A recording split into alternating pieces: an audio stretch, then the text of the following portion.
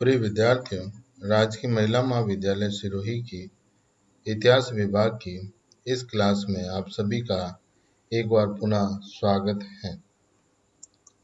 आज हम बात करेंगे आंग्ल सिख युद्ध में सिख सेना की असफलता के कारण। इससे पहले ई क्लास में हम लोग आंग्ल सिख युद्ध प्रथम और द्वितीय युद्धों की बात कर चुके हैं। प्रथम युद्ध 1845 से 1846 और द्वितीय युद्ध 1848 से 1849 के मध्य लड़ा गया। इस दोनों युद्धों में सिख या पंजाब सेना एक सशक्त सेना के रूप में दिखाई देती है। इससे पहले रणजीत सिंह ने भी अपने साम्राज्य का पुनर्निर्माण इसी सेना के सहयोग या सेना के सहारे किया। खालसा सेना एक सशक्त और एक शक्तिशाली सेना के रूप में हमें दिखाई दी।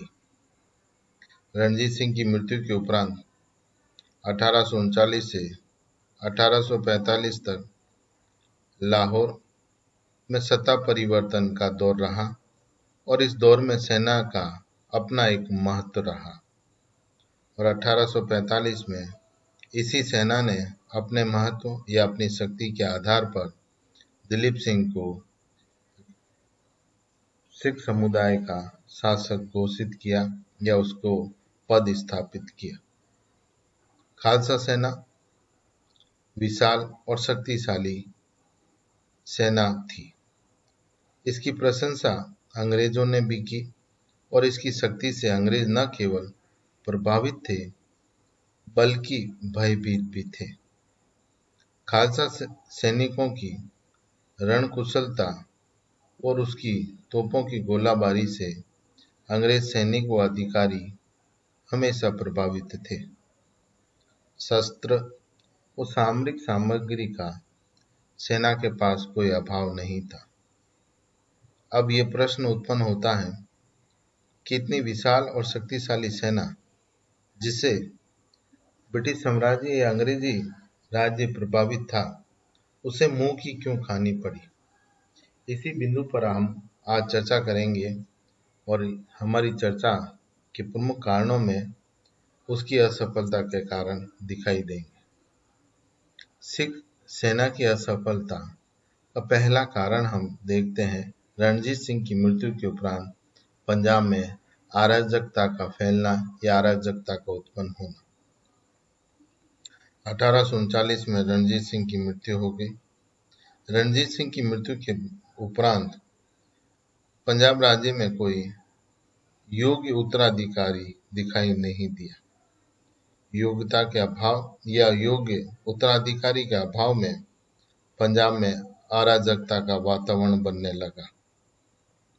शक्तिशाली सरदार सत्ता हथियाने या सत्ता पर अपना नियंत्रण प्राप्त करने के लिए शक्तिशाली सेना के ऊपर अपना नियंत्रण स्थापित करने के लिए संघर्ष करते दिखाई दिए और इस तरह योग्य नेतृत्व के अभाव में धीरे धीरे खालसा सेना अनियंत्रित होती चली गई। उसमें अनुशासनहीनता उत्पन्न होने लगी और इस प्रकार अनुशासनहीनता ही उसकी पराजय का कारण बन गई। सेना की अनुशासनहीनता और राज्य में उत्पन्न हुई अराजकता दोनों ही इस सेना की असफलता के प्रमुख कारण के रूप में हम देख सकते हैं। दूसरा कारण था खालसा सरदारों द्वारा विश्वासघात करना।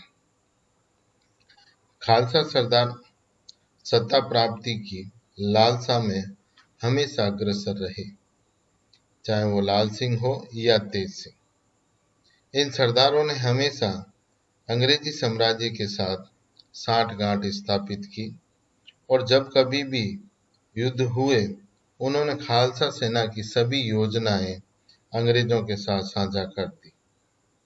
परिणाम स्वरूप खालसा सेना को हर युद्ध में असफलता का मुख देखना पड़ा और यही कारण था कि एक शक्तिशाली और सशक्त सेना होते हुए प्रथम और द्वितीय आंग्ल सिख युद्ध में उसे पराजय का सामना अपने सरदारों के असहयोग के कारण देखना पड़ा।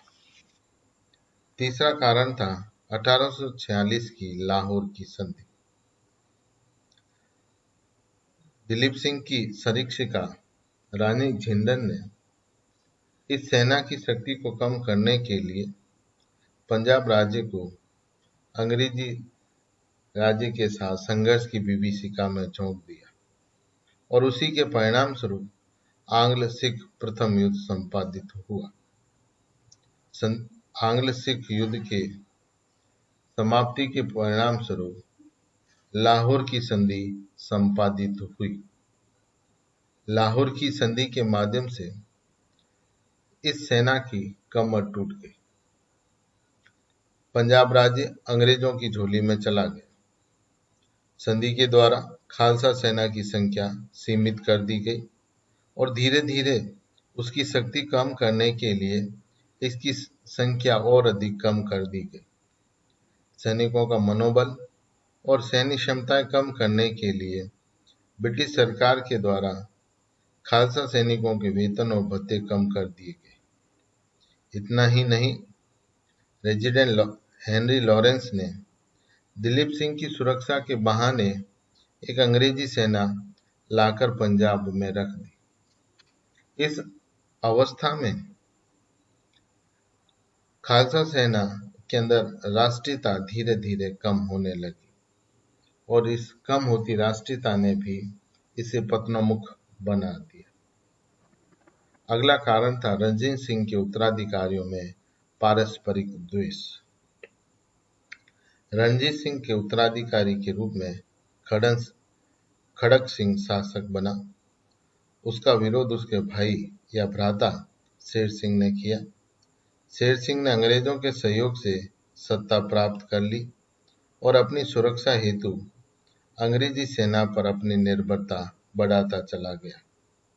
उसके उपरांत सेना ने दिलीप सिंह को 5 वर्ष की अवस्था में शासक घोषित कर रानी झिंदन को उसकी सरीक्षिका नियुक्त कर दिया। लेकिन इन अवस्थाओं में उत्तराधिकारी या सरीक्षिकाओं द्वारा या पंजाब नेताओं द्वारा सेना संगठन की ओर कभी भी ध्यान नहीं दिया गया, जिसका लाभ अंग्रेजों ने उठाया और असंगठित होती सेना पर अवसर आने पर अपना अधिकार या अपनी सत्ता स्थापित कर दी। अगला कारण था अंग्रेजी सेना का नियोजित होना। यह अंग्रेजी सेना खालसा सेना भिन्न भिन्न कारणों से अनियंत्रित हो चुकी थी, जबकि इसके विपरीत अंग्रेजी सेना पूर्ण रूप से संगठित थी एवं एक नियोजित रूप से वो युद्ध की गतिविधियां संपादित करती। 1831 से लगातार अंग्रेजी सेना पंजाब में नियोजित रूप से युद्ध संपादन का कार्य कर रही थी। परिणाम स्वरूप अंततः उसे सफलता प्राप्त हुई। अगला कारण था खालसा सेना का राजनीति में प्रवेश। रणजीत सिंह की मृत्यु के उपरांत पंजाब में गृह युद्ध की स्थिति उत्पन्न हो गई। हर व्यक्ति अपनी सत्ता स्थापना का प्रयास करने लगा। परिणाम स्वरूप धीरे धीरे सेना में भी राजनीति प्रविष्ट होने लगी और सेना अपने मूल लक्ष्य से भटक गई। इस कारण सेना के राजनीतिकरण हो जाने या उसके द्वारा मूल लक्ष्य से विचलित हो जाने के कारण भी सेना असफल हो गई। अगला और अंतिम कारण था रणजीत सिंह का उत्तरदायित्व। रणजीत सिंह एक निसंदेह अच्छा योग्य शासक था और उसने अपनी योग्यता के आधार पर सैन्य शासन की स्थापना की और उसने एक सशक्त सेना का निर्माण किया। वो लगातार नेपोलियन की भांति युद्धों में व्यस्त रहा। परिणाम स्वरूप खालसा सेना को निरंतर युद्ध करने पड़े और जिससे सेना को क्षति या सेना की क्षति हुई। दूसरी तरफ रणजीत सिंह ने अपनी स्थिति को सुदृढ़ करने के लिए अपनी सेना में अंग्रेजी सैनिकों को भी स्थान देना प्रारंभ कर दिया, जिससे सैनिकों के मन में असंतोष उत्पन्न होने लगा। दूसरी तरफ रणजीत सिंह की व्यक्तिगत निर्बलताओं ने भी सेना में अराजकता या असंतोष का वातावरण उत्पन्न कर दिया। उसकी मृत्यु के उपरांत खालसा सेना स्वार्थी, आत्मघाती और सैनिक गुणों से वंचित सरदारों के नियंत्रण में चली गई। परिणाम स्वरूप उसकी सेना को अधिकांशतः युद्धों में पराजय का सामना करना पड़ा या वो सेना को मुंह की खानी पड़ी। इस तरह हम देखते हैं एक सशक्त सेना, एक शक्तिशाली सेना राजनीतिक गतिरोध, गृह युद्ध या सरदार या नेताओं के व्यक्तिगत लाभ उद्देश्य पूर्ति के परिणाम स्वरूप पतनोन्मुख हो गई। और यही कारण रहे कि एक शक्तिशाली सेना होते हुए भी खालसा सेना को पराजय का मुख देखना पड़ा या पराजय उसके हाथ लगी। धन्यवाद प्रिय विद्यार्थियों।